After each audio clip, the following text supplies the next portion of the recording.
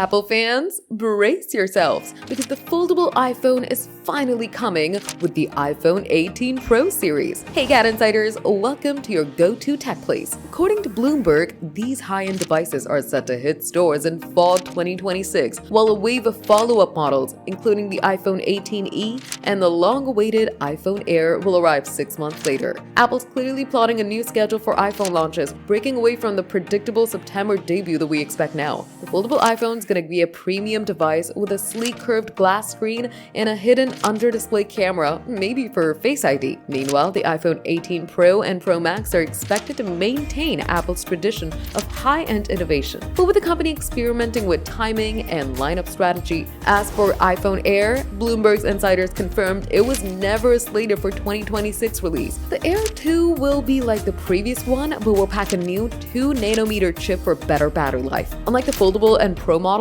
the Air will quietly slide into Apple's lineup without taking any spotlight. But the first half of 2026 won't be quiet either. You can expect the iPhone 17e, updated Macs, and new iPads to hit stores, while the second half will bring the foldable, 18 Pro series, Apple Watches, and additional Mac updates. Fall 2026 could mark a turning point for Apple, with the foldable iPhone finally entering the family. The only thing we're sure of right now is that Apple's next season's gonna be crazy.